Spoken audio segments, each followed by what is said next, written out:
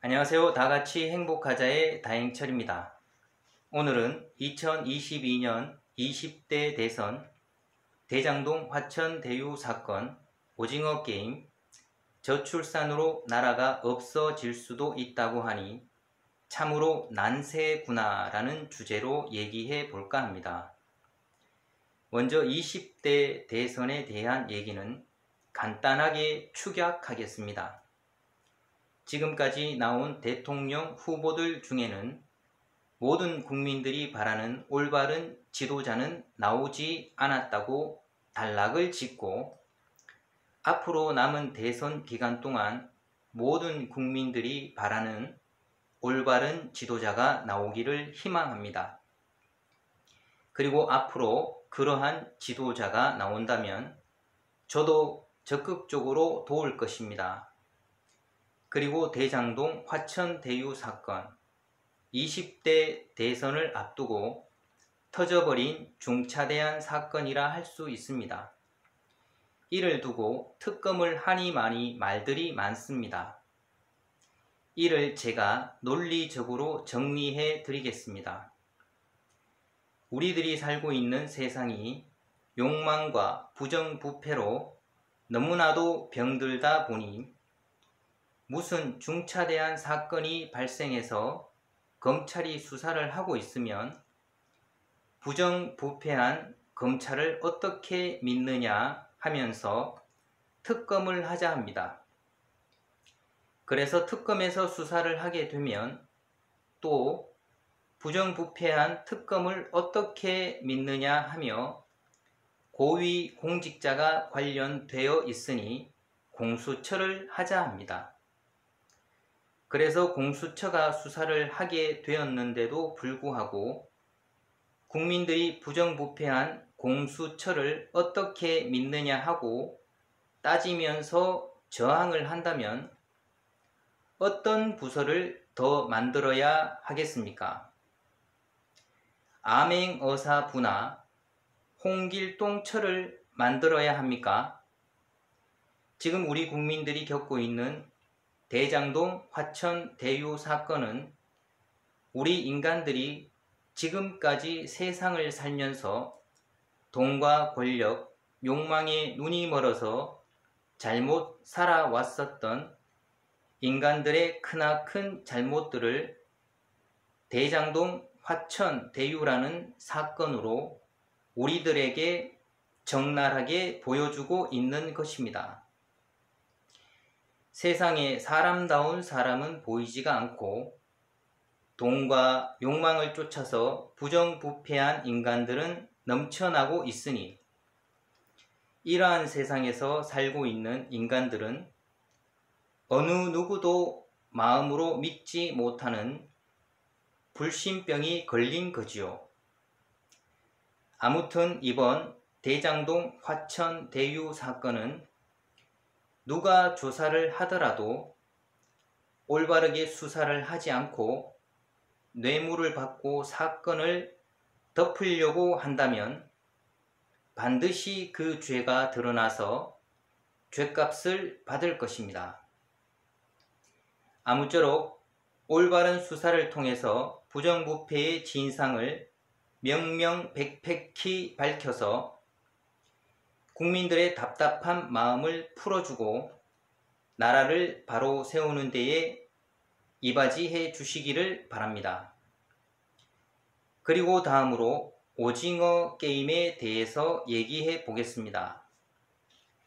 오징어 게임은 우리나라에서 오래전부터 해왔었던 재미있는 놀이들을 456억이라는 거액의 상금을 걸고 456명의 인간들이 목숨을 걸고 게임을 하는 내용으로 전개됩니다. 오징어 게임 또한 이제까지 인간들이 돈과 욕망만을 쫓아서 서로 짓밟고 살아왔었던 인간들의 잘못된 역사를 오징어 게임이라는 획기적인 드라마를 통해서 우리 인간들에게 적나라하게 보여주고 있는 것입니다. 이 오징어 게임이라는 드라마를 통해서 우리 인간들에게 주는 교훈 중에 하나는 456명의 병들어 있는 인간 중에서 그나마 덜 이기적이고 사람다운 사람이 살아남는다라는 것이겠지요. 이 이야기를 짧게 요약한다면 인간은 돈과 욕망을 쫓기 이전에 먼저 사람다운 사람이 되어야 한다라는 것입니다. 지금 우리가 살고 있는 세상은 사람다운 사람이 아닌 돈과 권력, 욕망에 눈이 먼 인간들이 돈과 권력을 다 차지하고 이 세상을 지배하고 있으니 당연히 혼란스러운 세상이 될 수밖에 없겠지요. 그래서 이렇게 병들어 있는 세상을 바로 세우려면 올바른 교육을 통해서 사람다운 사람이 될 수 있게끔 인간들을 가르쳐서 길러 나가야 합니다. 이것이 이제까지 없었던 진정한 교육입니다. 그리고 저출산에 대해서 얘기해 보겠습니다. 우리나라의 저출산 문제는 2020년 기준으로 출산율 0.837명, 즉 성인 남자와 여자가 결혼을 해서 평균적으로 한 명의 아이를 출산하게 되면 출산율 1.0명이 되는 겁니다. 그럼 2020년 출산율 0.837명이라는 것은 결혼한 부부가 평균적으로 한 명의 아이도 출산하지 못하고 있다는 수치입니다. 이걸 단순하게 표현한다면 두 명의 인간이 태어나서 한 명의 인간도 제대로 생산하지 못하고 살다가 죽는다는 것입니다. 이렇게 우리나라의 전 세계 꼴등 출산율이 계속 이어지게 된다면 100명이 50명으로, 50명이 25명으로, 나중에는 인구가 소멸되어서 나라가 없어질지도 모른다고 합니다. 이것이 바로 우리나라 저출산 문제의 현실입니다. 이러한 심각한 저출산 문제를 해결하기 위해서 2020년에 우리나라 정부가 40조라는 국가 예산을 저출산을 해결하는 예산으로 썼습니다. 자, 여기서 우리나라 국민 여러분들이 저출산 해결 예산 40조라는 돈이 얼마만큼 값어치가 있는 돈인지를 깨달아야 합니다. 그 얘기를 논리적인 숫자로 설명해 보고자 합니다. 잘 들어보십시오. 2020년 한 해 동안 출생한 아이의 숫자는 27만 2,337명입니다. 그런데 2020년 저출산 해결 예산은 40조를 썼지요. 그럼 이 40조를 2020년 한 해 동안 출생한 아이들 27만 2,337명에게 똑같이 나누어 준다면 아이 한 명당 받는 돈이 얼마가 되느냐? 아이 한 명당 1억 4,600만 원씩 받을 수 있습니다. 고로 2020년에 아이를 낳은 27만 2,337명의 어머니들은 각각 1억 4,600만 원씩 받을 수 있는 것을 못 받은 꼴이 됩니다. 저출산 예산 40조, 아주 엄청난 돈이죠. 그런데 27만 2,337명의 아이를 출산한 어머니들은 1억 4,600만 원 중에 얼마들 받으셨나요? 이것이 인정하고 싶진 않겠지만 우리들이 살고 있는 우리나라의 현실입니다. 자, 그럼 40조라는 돈은 다 어디로 갔을까요? 정부에서 생색을 낸다고 영유아 양육비 매달 10만원, 20만원씩 준 게 있고요.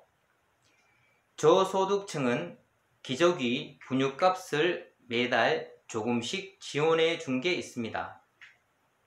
그리고 출생신고를 하면 둘째부터 얼마씩 받은 것이 있습니다. 이것은 지역별로 다 다릅니다. 이렇게 여러가지 항목으로 나누어서 교묘하게 정부는 국민들을 속여왔습니다. 이제는 국민들이 정신을 차리고 깨어나야 합니다.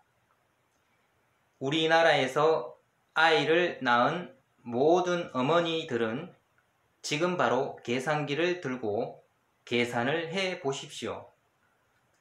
어머니들이 아이를 낳았다고 정부에서 받은 돈이 합쳐서 얼마인지를 계산해 보세요. 그리고 그 합친 금액을 1억 4,600만 원에서 빼기를 합니다.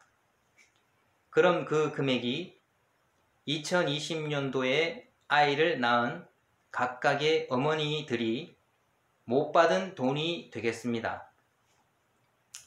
여기서 어떤 분이 했던 말이 생각이 납니다.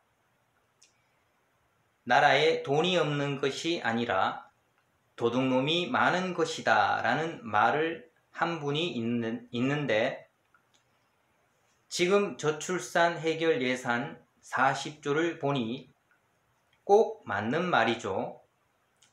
국가혁명당 허경영 명예대표가 한 말입니다. 저는 이분과는 아무런 상관이 없는 사람입니다. 그냥 객관적으로 우리 국민들이 깨어나기를 바라기 때문에 허경영 명예대표의 예를 든 겁니다. 허경영 대표는 아주 오래전부터 33 정책이라는 정책을 세워놓고 결혼하면 1억, 주택자금 2억, 무이자, 출산하면 5천만 원을 아이를 출산할 때마다 준다고 했습니다. 옛날부터 이러한 허경영 명예대표의 정책을 듣고서는 미쳤다, 호황되다, 수많은 말들이 있었습니다. 자, 거두절미하고 다 떠나서 허경영 명예대표의 정책만을 봅시다. 출산하면 5천만 원을 준다고 했죠.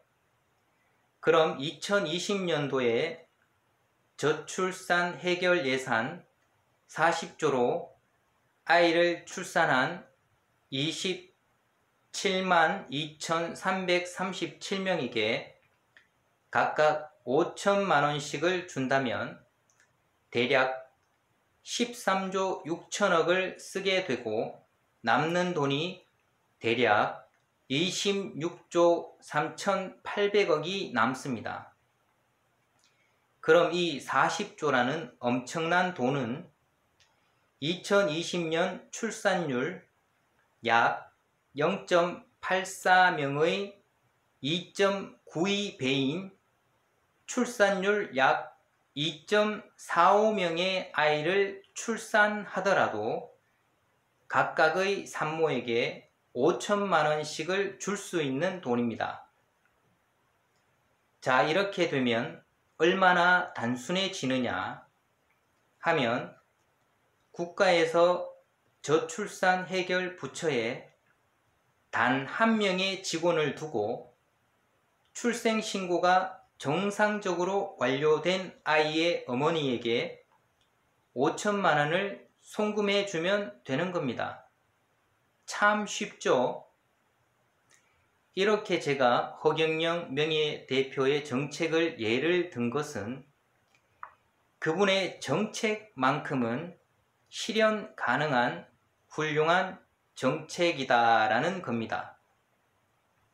단 하나, 그 훌륭한 정책을 어떤 인성과 마음을 가진 사람이 쓰느냐가 중요한 것입니다. 지금까지 제가 말한 20대 대선, 대장동 화천 대유 사건, 오징어 게임, 심각한 저출산 문제 등에서 우리에게 주는 교훈은 모든 인간들은 돈과 권력, 욕망만을 쫓을 것이 아니라 그 전에 먼저 사람다운 사람이 되어야 한다는 것입니다. 진정 사람다운 사람들이 정치를 하게 되면 아주 좋은 세상이 열리겠지요. 인간은 올바른 교육을 받아야 진정한 사람이 될 수 있습니다. 다 같이 행복한 세상이 될 때까지 계속 노력하겠습니다. 지금까지 다 같이 행복하자의 다행철이었습니다.